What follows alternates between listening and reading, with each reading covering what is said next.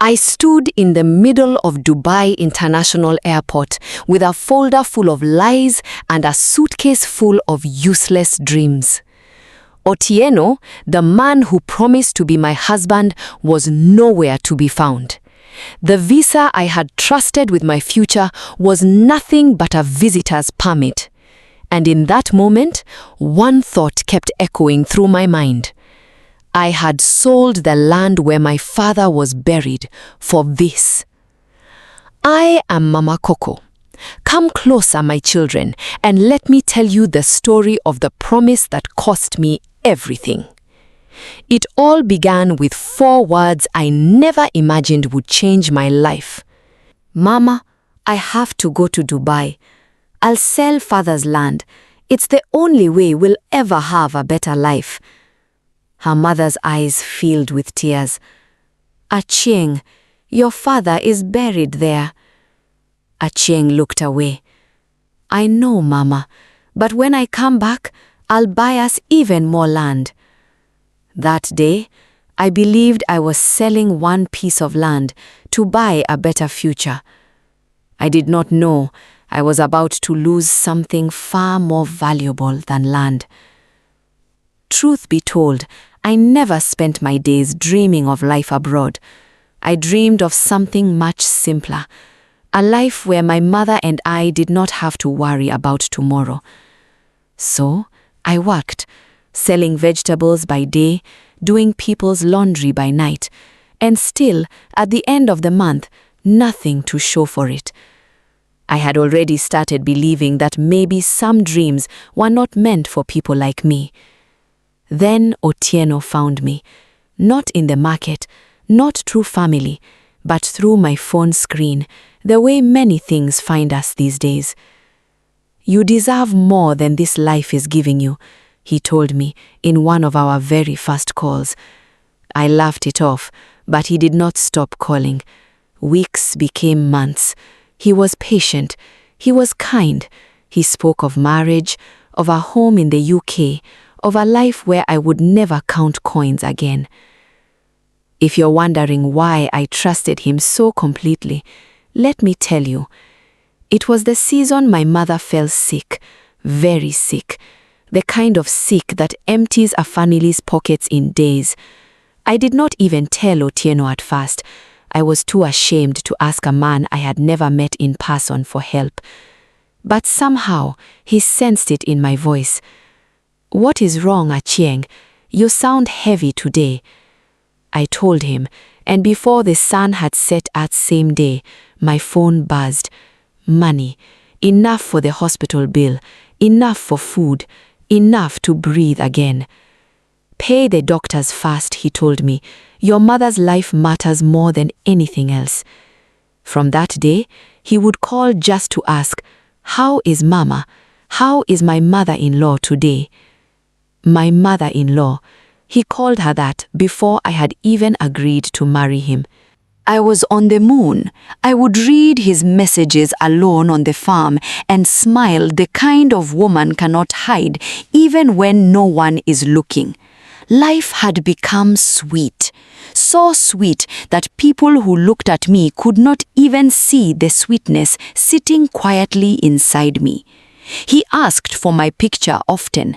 I just want to see your face, love, he would say, and I would send it, laughing, feeling like the luckiest woman in Kenya. A man who pays your mother's hospital bill, how does a woman's heart not open completely to him? Then one evening, he said the words that changed everything. I have someone who can help us. Her name is Consolata. She has done this for many people. Trust me. With her, he told me I would have a visa and we would finally be together. Those words came like sugar in my mouth. I should have asked, trust him how? Trust him since when? But a heart that has already been won does not ask enough questions. The first time I spoke to Consolata, she called Otieno Mutoto Wangu, my child. I remember thinking how sweet, she treats him like a son. I did not know then that she was not calling him a son at all. Consolata was not what I expected. I thought a woman running such important business would be sharp, maybe even cold. But no, she was warm. She held my hands when we spoke. She showed me photos on her phone. Other people, she said, who she had already helped. A young man in London, a woman in Manchester, smiling outside a big house. You will be next, Achieng, but you must move quickly. Visa slots like this do not wait. Move quickly. Those two words have destroyed more lives than any weapon I know. I went home that evening with my chest tight and my mind made up. I found my mother sitting outside, shelling groundnuts the way she always did in the evening light. I sat beside her and I said the words I had been rehearsing the whole walk home. Mama, I have to go to Dubai. I'll sell father's land. It's the only way we'll ever have a better life. Her hands stopped moving. The groundnuts sat forgotten in her lap. Her eyes filled with tears.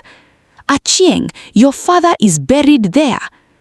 I looked away. I could not hold her eyes and say what I was about to say. I know, Mama, but when I come back, I'll buy us even more land. She did not argue with me or shout. She only looked at me the way a mother looks at a child who is about to learn something the hard way, with sorrow already sitting in her face, as if some part of her already knew. The sale itself took less than an afternoon.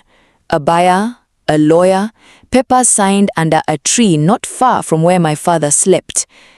I remember thinking, my father maintained this land all his life. It took me one afternoon to give away. On the morning I left, my mother walked me to the bus stop herself. She held my face in both her hands, the way she used to when I was a small girl. "Come back to me, Achieng," was all she said. Not come back rich, not come back and buy more land, just come back. I promised her I would, and I meant it with my whole heart. I did not know, as that bus pulled away and my mother grew smaller and smaller behind the dust, that it would be the last peaceful goodbye between us for a very long time. As the bus pulled away from my mother, I called Otieno, my heart still tender from her final words. He picked up on the second ring, his voice warm, familiar, exactly as it had always been. "Achieng, my love, is it done? Are you on the way?" "I am on the bus now," I told him, wiping my eyes before he would hear the tremble in my voice. "Mama, it was hard, Otieno, but it is done." "You are strong," he said, "stronger than you know, and soon all of this sacrifice will make sense, I promise you." "Tell me again," I said, smiling, despite everything, needing to hear it one more time. "Tell me how it will go." He laughed softly, the way a man laughs when he is happy to repeat good news. "I have already packed my things," he said. "I will be waiting for you right there at Dubai Airport, at the arrivals gate, the moment you land. From there, we take the connecting flight together, you and I, straight to the UK. No long waiting, no confusion. I will be the first face you see, Achieng. I promise you that." I held on to those words the entire flight, the way a drowning woman holds on to driftwood. "I will be the first face you see." I repeated it to myself as the plane rose above the clouds. I repeated it as Kenya disappeared beneath me. I repeated it in the quiet hours over the ocean when doubt tried to creep in and I pushed it back out with his promise. The flight itself was perfect, but a bit scary. My first time in a plane. They gave us food and drinks. I sat by the window and watched Kenya disappear beneath the clouds, and I let myself dream. I imagined Otieno waiting for me at the other end, arms open. I imagined calling my mother in London in a few weeks, telling her the money for more land was already being arranged. Dreams are the sweetest lies we tell ourselves. When I landed in Dubai, the air itself felt different. Hot, heavy, foreign, pressing against my skin like a warning I did not yet know how to read. I had never left Kenya before in my life, and everything made my heart beat faster. The size of the airport, the voices in languages I did not understand, the escalators moving people like rivers in every direction at once. I followed the crowd to immigration, my documents held tightly in my hand, the very same documents Consolata had prepared for me herself. The officer took my passport without even looking up at first. He typed something, glanced at his screen, then stamped it in one quick practiced motion, already reaching for the next passport in line behind mine. 30-day tourist visa, he said, almost cheerfully, sliding it back to me. Enjoy your stay in Dubai. My mouth went dry. I am relocating, I told him. Someone is meeting me. Everything has been arranged. He glanced at the passport again. 30 days was all he repeated, already looking past me to the next person in line. I stepped out into the arrivals hall, and for the first time, real fear began to climb up my spine. Not yet the fear of a woman who knows she has been robbed, but the fear of a woman standing alone in a country she does not understand, waiting for a face that is supposed to be looking for hers. I waited by the barrier as instructed. I held up my phone with Otieno's photo on it, the way Consolata had told me to, so the driver can recognize you. Minutes passed, then an hour. Families found each other around me, embraced and left. Drivers held up cardboard signs with strangers' names and walked away satisfied when their passengers appeared. No one came for mine. Before I even noticed, a stream of tears was coming down my face, and I whispered, "Otieno, where are you?" like a child left in a dark room asking for his mother. I called Otieno. It rang and rang, unanswered. I told myself, perhaps there is traffic, perhaps his phone has died. Finally, already in tears and unsure what else to do, I approached a woman at the airport information desk, her uniform crisp, her badge catching the light. I showed her everything, my passport and the folder of relocation papers Consolata had given me, thick with stamps and letterheads that looked to my eyes so official. She flipped through the papers slowly. I watched her face the way you watch a sky that is deciding whether to rain. "Mom," she said gently, "these letters, this company does not exist.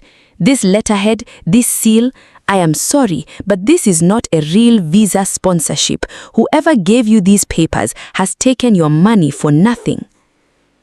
The words did not arrive all at once. They arrived the way cold water arrives when a pipe first bursts, a trickle, and then without warning, a flood you cannot stop. I do not remember dropping the folder. I only remember papers scattering across that polished floor and my own voice, distant, as if it belonged to someone else, saying, "No, no, no," over and over, while the kind woman behind the desk reached out to steady me before my knees gave way completely. That was the moment it broke me. Not the visa stamp, not the unanswered calls. That moment, a stranger's gentle voice confirming what my own heart had been too afraid to say out loud. I had sold my father's land with his grave on it for a folder of lies. The kind woman from the information desk did not leave my side, not right away. She helped me gather the scattered papers from the floor, though we both knew by then they were worth nothing but the paper they were printed on. She brought me water. She asked if there was anyone I could call. Anyone I could call? That question alone nearly broke me a second time. I dialed Otieno with hands that would not stay still. It rang and rang and rang. I pictured him exactly as he had described himself just hours before. Bags packed, waiting at arrivals, the first face I would see. I told myself the phone was simply misplaced somewhere in his luggage. I told myself 100 kind lies, because the alternative was too large to hold. I called again. This time, someone answered, but it was not him. A woman's voice, young, careless, laughing at something far from the phone, the kind of laugh that belongs to a person with nothing in the world to fear. "Hello? Please, is Otieno there?" My voice came out smaller than I intended. The laughter paused. I heard breathing, unhurried, unbothered. Then the line went dead, and it has stayed dead in my memory ever since.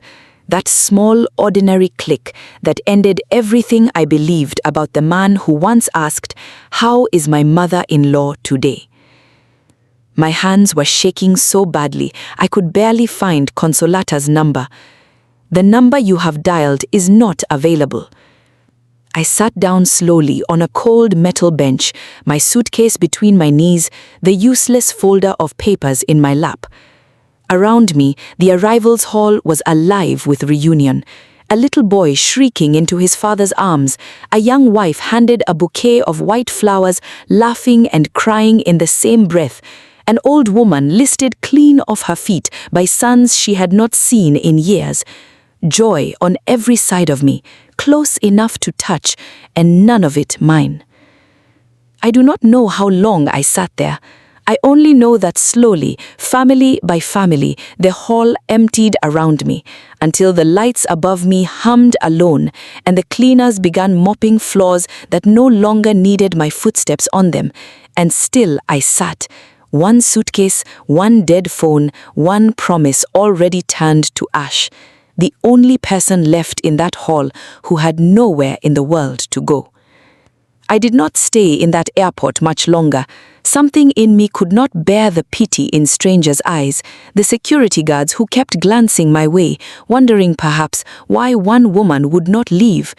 So I walked out, into streets I did not know, in a country whose language I could not speak, carrying a suitcase that suddenly felt heavier than anything I had ever carried. I do not know how long I walked. I only know that I cried the way a person cries when there is no one left to perform strength for. I walked past shining buildings that meant nothing to me, past people who did not turn to look, and somewhere deep inside me, foolishly, some small broken part of my heart was still watching every passing car, still hoping I would see Otieno's face come running toward me, telling me it had all been some terrible mistake. It was on that street that I found another African woman waiting at a bus stop. When you are far from home, you learn to recognize your own the way a bird recognizes its flock from far in the sky. I went to her, crying, and I told her everything, that my boyfriend had asked me to come, that he was meeting me, that something had gone wrong. She looked at me for a moment. Then she laughed.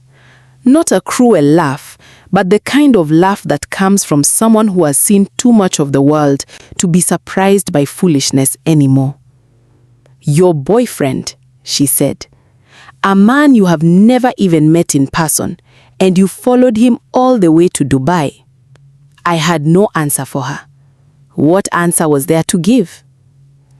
"I wish there was something I could do for you," she said, "but there is nothing." She wished me well, shook her head one more time, and continued on her way, leaving me standing there with her laughter echoing louder in my chest than anything she had actually said. It was in that moment, more than the visa, more than the silence on the phone, that I finally understood the full shape of my own foolishness. I had given away my father's land, with his grave on it, to follow a voice on a screen. I walked until my legs simply refused to carry me any further, and I found myself at a train station, nearly empty at that hour, the lights buzzing overhead. I found a metal seat and I sat, my suitcase beside me, my body defeated in a way sleep could not fix. I must have drifted off, because the next thing I remember is a voice and a hand shaking my shoulder. "Why are you sitting here with bags this late?" A man stood over me, his tone flat, unbothered, the way a person speaks when they already suspect the answer. I tried to explain. My flight, my boyfriend, the money, all of it tumbling out of me in broken pieces. He did not let me finish. "What are you willing to sell?" he said, cutting through my words like a blade through soft fruit. "To get money for your flight back home." I said nothing. My throat had closed completely. He looked at me the way a man looks at something he has already decided the price of. "You are a woman," he said. "You cannot lack what to sell." I stood up. My legs were shaking. My eyes were swollen from crying. I had nothing left in that suitcase but a few clothes and a heart that had already been broken more times in one day than in all my years before it. But I looked that man straight in his face, and something my mother raised in me, something even betrayal and hunger and exhaustion could not touch, rose up from wherever it had been hiding. I told him, "I have nothing to sell you. Not tonight, not ever." He looked at me and walked away without another word, and I was alone again, in a country that did not know my name, with 30 days on a visa that was already beginning to feel like a countdown to my own disappearance. I sat back down on that cold metal bench, pulled my suitcase close against my legs like the only friend I had left in the world. I wiped my face and I told myself, I will not die in a foreign land. I will survive and I will go back home.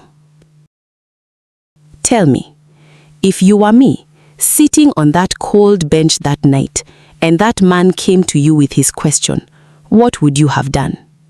Tell me in the comments below. Subscribe so you do not miss the best part of the story in Part 2.